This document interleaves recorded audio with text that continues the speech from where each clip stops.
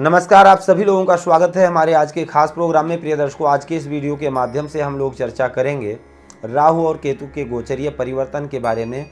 आने वाले 30 अक्टूबर 2023 को राहु और केतु का गोचरीय परिवर्तन होने वाला है। 18 महीने कैसे रहेंगे वृश्चिक राशि के जातकों के लिए, क्या कुछ नया परिवर्तन ला सकते हैं राहु और केतु के गोचरीय परिवर्तन आपके जीवन में, संपूर्ण वीडियो के माध्यम से हम लोग चर्चा करेंगे। उससे पहले मैं आपको कहना चाहूँगा, यदि आपका भी कोई विशेष प्रश्न है, अपनी कुंडली का संपूर्ण फलादेश करवाना चाहते हैं, तो उसके लिए स्क्रीन पर दिए गए नंबर पर आप संपर्क कर सकते हैं, टाइम लेकर के बात कर सकते हैं। देखिए, राहु और केतु से सभी लोग डरते हैं और डरना भी चाहिए, क्योंकि राहु और केतु के लिए ही कहा गया है कि राहु मारे तो कौन तारे, और राहु अगर देने पर आ जाए तो संभाला ना जाए। राहु और केतु जब भी देते हैं अचानक देते हैं, चाहे वो सुख हो या दुख हो। अगर शुभ स्थिति में है, जन्म पत्रिका में शुभ गोचर हो रहा है राहु का, तो निश्चित है अचानक धन लाभ करवाएंगे, और अगर अशुभ हैं तो निश्चित है अचानक नुकसान करवाते हैं। विशेष रूप से राहु के लिए कहा गया है कि बुद्ध्या विहीन मत विभ्रम सर्वशून्यम विश्वम भयात विस्मापद मृत्युतुल्यम व्याधि वियोग धनहान विषानि चैव राहुर्दफा फृजत जीवित संशयम चा।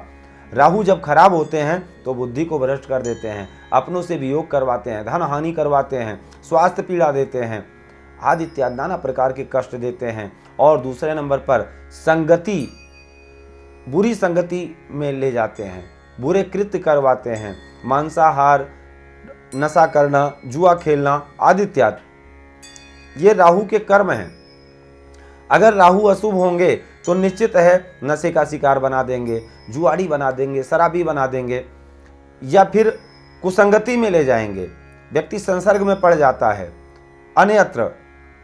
ये राहु के लिए ही बताया गया है कि शनिवत राहु और कुजवत केतु शनि के जैसा फल देते हैं। अगर अच्छे हों तो न्यायकर्ता बना देते हैं, सत्यवक्ता बना देते हैं, व्यक्ति बहुत ही तीव्रगामी होता है, तीव्र सोचने वाला होता है, सलाहकार हो सकता है, अच्छा तकनीकी जानकार हो सकता है। लेकिन अगर राहु खराब हो तो वहीं पर बुद्धि को भ्रष्ट करके और सब कुछ उलट देते हैं, बहुत कुछ नुकसान करवा देते हैं। व्यक्ति लाखों करोड़ों की संपत्ति को नुकसान कर देता है जुआ सट्टा खेल करके। और इस पर आपको विशेष रूप से विचार करना चाहिए, क्योंकि ये राहु के कृत्य हैं। अगर आप ऐसे कोई काम करते हैं तो सबसे पहले नंबर पर आप अपनी पत्रिका में राहु को जरूर देखें कि राहु की स्थिति क्या है, क्योंकि राहु ही जुआ खेला, अगर कोई सट्टा लगाते हैं, लॉटरी खेलते हैं, नशा करते हैं, तो एक बार राहु का विचार जरूर करें, क्योंकि ये क्षणिक सुख है। आप हो सकता है आपकी बुद्धि को भ्रष्ट कर देते हैं राहु।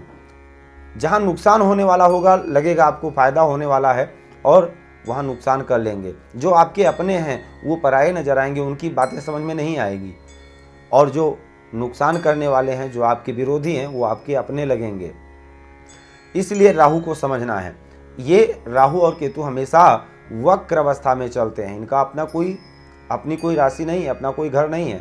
ये जिस राशि में बैठते हैं उसी राशि का प्रभाव प्रदान करते हैं। अगर देखा जाए तो राहु और केतु का गोचर 18 महीने तक होता है, और इस 18 महीने में अगर ये अच्छे हैं तो बहुत कुछ प्रदान कर सकते हैं, और खराब हैं तो बहुत कुछ बर्बाद भी कर सकते हैं। इसलिए समझना जरूरी है। तो अगर वृश्चिक राशि के जातकों के लिए देखा जाए तो राहु का गोचर पंचम भाव में और केतु का गोचर एकादश स्थान में। पंचम स्थान में राहु का गोचर बहुत अच्छा नहीं है तो बहुत खराब भी नहीं है। पंचम स्थान में संतान से संबंधित आपको छोटी मोटी परेशानियां हो सकती हैं। विद्यार्थियों को देखिए, विद्यार्थियों के बुद्धि को भ्रमित कर सकते हैं राहु, लेकिन राहु के अंदर बुद्धि बहुत तीव्र है। राहु बहुत तीव्र बुद्धि का ग्रह माना गया है। अगर पंचम भाव में बैठे हैं, जिस जातक की भी पत्रिका में पंचम भाव में राहु हो, ऐसा जातक अध्ययन करने वाला होता है, अंतर मन को जानने वाला होता है, बहुत तीव्र और बहुत आगे की सोच, बहुत दूर दृष्टि से सोचने वाला होता है, बुद्धि बहुत तीव्र होती है। तो अगर दिमाग को, बुद्धि को एकाग्र करके पढ़ाई शिक्षा क्षेत्र में डाला जाए तो निश्चित है सबसे अच्छा रिजल्ट मिल सकता है। वहीं पर संतान से संबंधित अच्छे रिजल्ट मिल सकते हैं। साथ ही अगर आप प्रेम संबंधों में हैं तो आपके लिए समय काफ़ी अच्छा है। शादी विवाह के योग बन सकते हैं। छोटे मोटे विवाद हो सकते हैं भ्रमता के कारण, तीसरे व्यक्ति के कारण, भ्रम होने के कारण, क्योंकि राहु भ्रम ही तो है, धुआं है, और भ्रम ही उत्पन्न करते हैं। देखिए, किसी भी जातक की पत्रिका में अगर राहु खराब होते हैं तभी नकारात्मकता व्याप्त होती है, भूत प्रेत आदि की शिकायत होती है, दिमागी परेशानी होती है, आदमी को पागल तक कर देते हैं राहु। तो इसका प्रभाव आपको समझने की जरूरत है। राहु का कुप्रभाव कब व्याप्त नहीं होगा, कहां पर नहीं होगा? जहां पर सकारात्मकता होगी, जहां पर आध्यात्मिकता होगी, जहां पर साफ सफाई का ध्यान रखा जाएगा, जहां पर सत्मार्ग पर चलेंगे। और निश्चित है ऐसे स्थान पर राहु का कोई कुप्रभाव नहीं होगा जहां पर घर में सुख शांति होगी, कलेश नहीं होगा, भ्रम नहीं होगा, साफ सफाई का विशेष ध्यान रखा जाएगा, आध्यात्मिकता व्याप्त होगी घर में। शंख और घंटी जहां पर हर दिन सुबह और शाम को बजती है, भगवान की आरती होती है, वहां राहु शनि कुछ नहीं बिगाड़ सकते हैं, जहां नारायण की कृपा हो। कहते हैं ना, ये ब्रह्मांड पूरा अगर देखा जाए, चराचर ब्रह्मांड सब कुछ परमात्मा के अधीन है, और ग्रह नक्षत्र सब उनके अधीन है। जब उनकी कृपा में उनके शरणागत रहेंगे तो राहु केतु आपका कुछ नहीं बिगाड़ सकते हैं। तो दूसरे नंबर पर यही राहु फिर आपका अच्छे, राहु का वही सकारात्मक फल आपके लिए मिलने लगेगा। राहु आपकी बुद्धि को तीव्र करेंगे।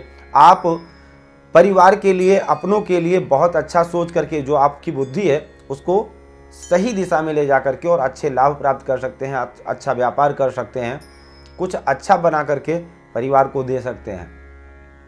दूसरे नंबर पर अब राहु का गोचर अगर देखा जाए पंचम भाव में है, केतु की दृष्टि पड़ रही है पंचम भाव पर। अगर संतान से संबंधित आपका प्रश्न है तो इस समय पर विशेष रूप से थोड़ा ध्यान रखने की जरूरत है, अन्यथा गर्भपात के भी योग बना सकते हैं राहु। गर्भपात के कारण भी राहु होते हैं। फिलहाल राहु और केतु का गोचर आपके लिए काफ़ी हद तक अच्छा है। विशेष रूप से और भी अच्छे परिणाम पाने के लिए देवी जी का अनुष्ठान करें, पाठ करें, दुर्गा सप्तशती का पाठ करें या नवारण मंत्र का जप करें, जिससे राहु और भी अच्छे सकारात्मक फल प्रदान करते हैं। राहु के वैदिक मंत्रों का जप करवा करके दूर्वा और सरसों के तेल से हवन करने से भी राहु का सकारात्मक प्रभाव मिलता है।